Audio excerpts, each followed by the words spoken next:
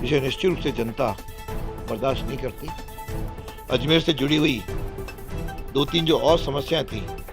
DPS Tabiji Ajmer, जहां academic के साथ है dance, music, judo, karate, archery, shooting, horse riding, indoor thermal swimming pool. DPS Senior Secondary School near Tabiji Farm Road, Ajmer. Admission open for class nursery to 12th. Science, Commerce and Humanities. Ajmer के साथ जो सौतेला व्यवहार हुआ है, इस budget में अजमेर को पूरी तरह नज़रअंदाज किया गया है। लेकिन विधानसभा के अंदर पिछले समय में मांगे मैंने प्रत्येक प्रकार की वहाँ पे उठाई, जिसके अंतर्गत अजमेर के जो पिछली घोषणाएं हुई थी बजट में, वे भी आज तक कहीं धरातल पर नहीं उठाई हैं। जैसे जिला मुख्यालय पर सावित्रीबाई फुले वाचनालय बनना था, वह नहीं हुआ। यहाँ तक कि मिनी फूड पार्क बनना था, वो शुरू तक नहीं हुआ। और जवाहरलाल नेहरू हॉस्पिटल, जनाना हॉस्पिटल में 25 करोड़ से सीवरेज प्लांट, ट्रीटमेंट प्लांट लगना था, उसका कहीं पता नहीं। इसलिए अजमेर के साथ इन्होंने और सबसे बड़ा जो सौतेला व्यवहार किया, वह किया पानी को लेकर के। पानी की अजमेर की समस्या पूरी तरह परेशानी खड़ी कर रही है।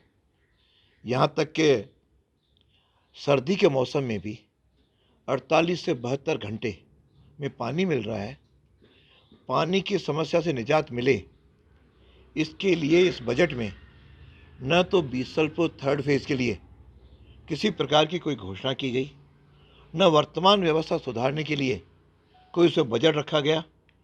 इसका तात्पर्य कि गर्मी के मौसम में भी इस कांग्रेस सरकार ने अजमेर को प्यासा रखने का शायद ठान रखा है, जिसे निश्चित रूप से जनता बर्दाश्त नहीं करती। अजमेर से जुड़ी हुई 2-3 जो और समस्याएं थीं, उसमें एक थी मेरी विधानसभा क्षेत्र में कोटड़ा में जिस प्रकार से यह आपके तेलंगाना गेस्ट हाउस का और साथ में अल्पसंख्यक छात्रावास का, इसके लिए भी मैंने आवाज़ उठाई। उस पर भी अभी तक मंत्री जी मौन है। जनता ने प्रदर्शन किया, रोज़ अभी भी आंदोलनरत है। कभी हनुमान जी के चालीसा का पाठ किया, अभी भी लगातार पोस्ट कार्ड लिख रहे हैं। लेकिन लोकतांत्रिक पद्धति से जो आंदोलन चल रहा है, सरकार के कानों पे जूं तक नहीं कि मैंने इसको विधानसभा में भी उठाया। और साथ के अंदर अजमेर के जिस प्रकार से यूज़र चार्ज न लगे, उसके लिए भी आवाज़ उठाई। और ये अभी मैंने एक प्रश्न और दे रखा है, जिसमें अन्ना सागर झील के जो नो कंस्ट्रक्शन जोन है, उसमें हमारी मांग थी 2014 से पूर्व हुए निर्माणों पर इन्होंने लाल निशान जो लगाए हैं, वह केवल डर पैदा करने के लिए अफसरों ने अपने ऊपर गाज न गिरे, इसके लिए इस प्रकार की लगाई है। जबकि नियम ये कहता है 2014 के बाद बने हुए ही अपन उनको ठीक करें। लेकिन उस पर किसी प्रकार का नज़रअंदाज करके इतनी बड़ी संख्या कर दी ताकि निर्णय करने में कठिनाई हो। ये इनकी मिली भगत का ही परिणाम है। और मैंने अपने बजट के भाषण में भी काफ़ी कुछ बातें कहीं, जिसके अंदर अजमेर के लिए मैंने कहा कि नया थाना बनाने की आवश्यकता है। MDS यूनिवर्सिटी के अंदर स्टाफ की कमी है।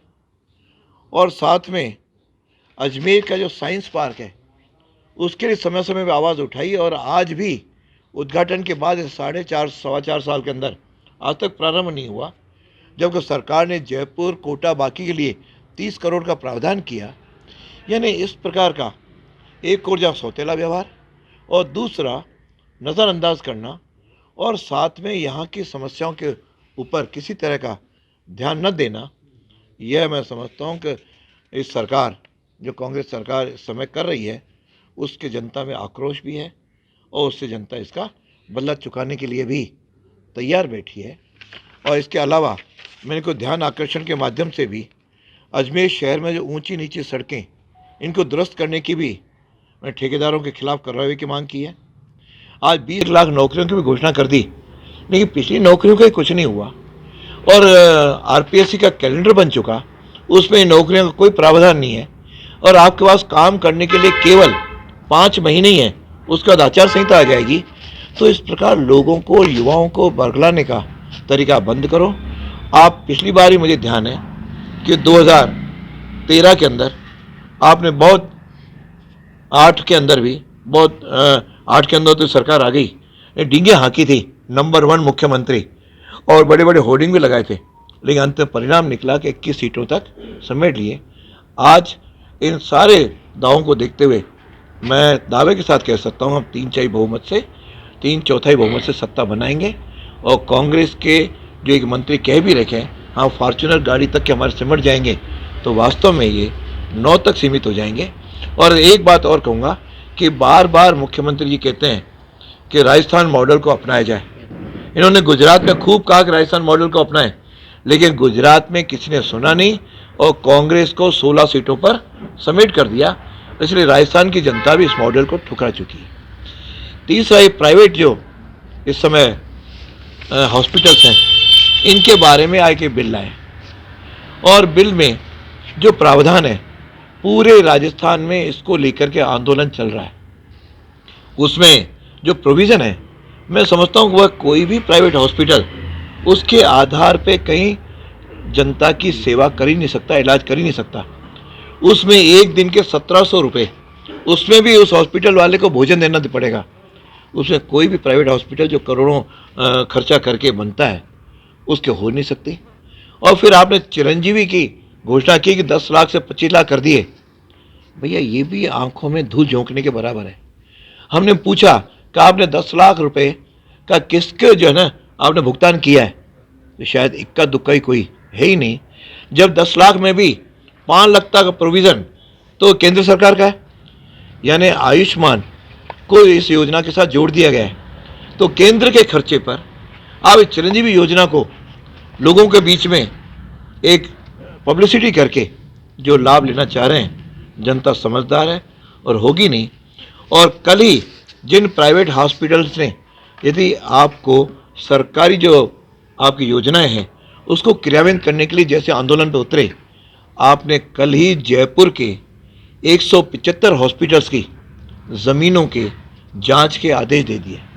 इस तरह से डराव ना करना, ये लोकतंत्र है क्या? एक और तो आप ईडी और बाकी के खिलाफ आंदोलन कर रहे हो, आपको नैतिक अधिकार क्या है? राजस्थान में भी तानाशाही के माध्यम से इन प्राइवेट हॉस्पिटलों को आप जो झुकाना चाह रहे हो, यह लोकतंत्र में उचित नहीं है। आपके तानाशाही प्रवृत्ति का हम लोग विरोध करते हैं। आप इनके साथ बातचीत करके इसका समाधान करिए।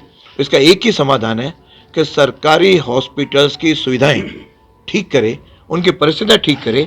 मूल रूप से तो आपको ठीक करना है, नहीं प्राइवेट हॉस्पिटल में न तो उपकरण है, न डॉक्टर है, न कोई सुविधाएं हैं। आप केवल प्राइवेट हॉस्पिटल्स के आधार पे ये बिल लाना चाह रहे हो। इसकी सार्थकता तभी होगी जब पहले आप प्राइवेट हॉस्पिटल के साथ साथ सरकारी हॉस्पिटल्स की भी स्थिति सुधारें।